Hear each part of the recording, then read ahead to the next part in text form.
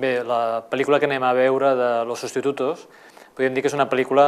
d'acció, una pel·lícula de Hollywood protagonitzada per un actor de primer nivell com és Bruce Willis, una pel·lícula de l'any 2009, amb un director de reconegut prestigi com és en Jonathan Mostow, que l'havíem conegut amb dues pel·lícules emblemàtiques com és la U-571 de submarins, diguem-ne, de la Segona Guerra Mundial i Terminator 3, i que recupera el guionista d'aquestes dues pel·lícules també per fer el guió adaptat d'aquesta pel·lícula de Los Sustitutos i que en principi sembla una pel·lícula d'acció per passar l'estona. En realitat ens trobem amb una joia de la ciència-ficció. És una pel·lícula que podem veure una barreja de lo que seria tecnologia, del que seria drama policial, hi ha un assassinat, hem de descobrir qui és l'assassí, i el que seria un tema de denúncia social, d'una societat versemblant, d'un futur proper molt interessant. Per tant, passem d'una pel·lícula en principi d'acció a una pel·lícula de reflexió molt interessant, molt interessant. La paraula Los Sustitutos ve d'un futur proper on hi ha un tecnòleg, una empresa, que acaba generant uns robots que tenen la virtut de poder comportar-se com un androide, diguem-ne, que comportar-se com si fossin persones i que tenim la possibilitat de governar-los a distància, de tal manera que estem visquent la nostra vida assegut al sofà fent que realment qui l'estigui visquent sigui el robot. Aquest robot substitut, clar, té una implicació en el dia a dia perquè no està clar qui és real i qui no ho és,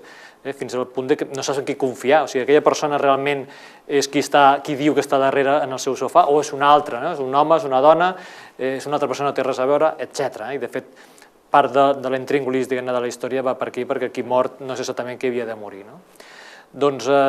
bé, en el fons el que estem tractant és una problemàtica de la robòtica de substitució, és una problemàtica que en la ciència existeix projectes de recerca molt importants, sobretot per l'àmbit militar, és a dir, la possibilitat que puguem tenir robots lluitant en lloc nostre. Aquest seria un àmbit d'aplicació segura, immediata. Però també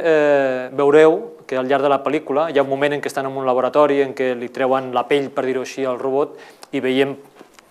els motors, el Terminator, veiem la part mecànica. En realitat és un robot de veritat. Aquest és un robot del professor Hiroshi Ishiguro, de la Universitat d'Osaka, que és un dels impulsors del concepte de la robòtica social. La robòtica social, resumint ràpidament, la robòtica social és aquella disciplina de la ciència que estudia el comportament dels robots des d'un punt de vista social. És a dir, si el que volem és que els robots interactuïn amb les persones, doncs estaria molt bé que ho fessin des d'un punt de vista social. I per tant tinguessin una habilitat d'entendre emocions, d'entendre valors i que a més ho puguin expressar. Aquesta línia de recerca la va promoure el professor Ishiguro i una de les coses que va fer ell va ser crear una línia de robots que ell mateix va batejar com geminoids, que són rèpliques humanes, i va començar per ell mateix. O sigui, ell té un robot, que ell li diu que és el seu germà bessó, hi ha un robot que és exactament una rèplica d'ell. Ell el que intenta és interpretar la distància que hi ha com ens comportem ara davant d'un robot o com ens podríem comportar davant d'algú que no sabem ben bé si és un robot o és una persona. Per tant, no és el mateix que vagis, per exemple, a parlar en una recepció amb una persona o anar a una recepció a parlar amb una màquina, com si fos una màquina de cafè, quedaria una mica raro. Però si en comptes de ser una màquina de cafè és un androide, potser ens comportaríem nosaltres mateixos d'una altra manera. En aquest sentit, el professor Ishiguro ha fet experiments de provar els seus robots geminoids, per exemple, en bars, en què la gent que hi ha al bar no sap que és un robot, llavors ell interactua en una plaça, ell interactua amb la gent i parla, i després pregunten a la gent, ostres, has notat alguna cosa rara o has vist alguna cosa? I a poc a poc la línia d'investigació és anar,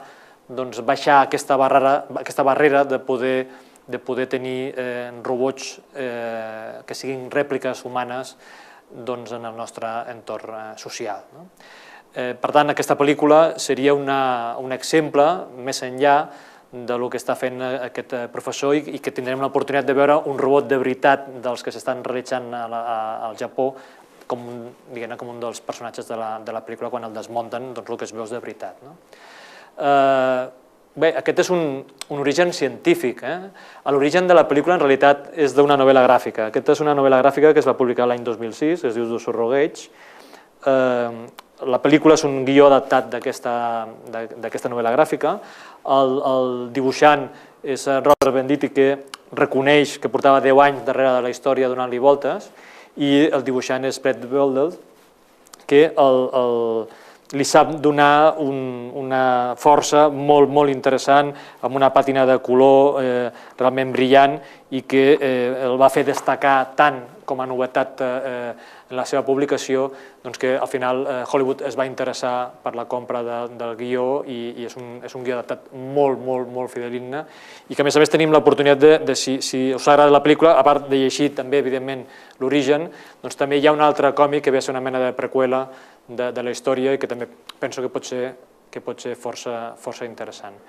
Els aficionats a la ciència-ficció, amb el tema aquest de robots amb identitat,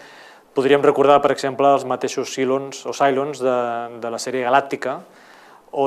i que ara fa poc hem pogut veure en una altra sèrie que es diu Caprica, que explica l'origen dels Cylons, i que ve a ser una miqueta com dir l'oportunitat de poder representar virtualment la teva consciència. Si tu ets capaç de representar virtualment la teva consciència, i això ho podem modelitzar matemàticament, clar, si ets capaç de construir un robot que es comporti com una persona, si aquesta consciència la podem ficar en aquest vehicle, diríem, robot substitut, ostres, doncs aquí tindríem un conflicte ètic del futur molt interessant. Per tant, aquesta pel·lícula no arriba a aquest extrem i va més enllà sobre una reflexió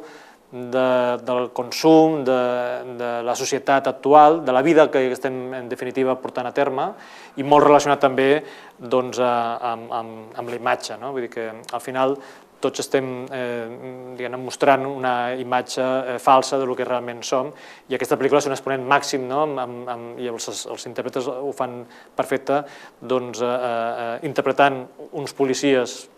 en edat jove, vull dir 30 anys, quan en realitat en tenen el doble, per dir-ho així, o tenen 50, com el Bruce Willis en aquest moment. I en aquest cas el Bruce Willis fa un paper genial amb aquests dos papers interpretats per ell mateix, fent, entre cometes, de policia jove i de policia, quan és robot, i de policia real. Per tant, una pel·lícula per gaudir-ne, torno a repetir, una barreja molt interessant de ciència-ficció, de drama policial i de denúncia social, i una pel·lícula que elaborem com una pel·lícula d'acció per passar l'estona i entretenir-nos, però que acabarem reflexionant sobre el que hem vist.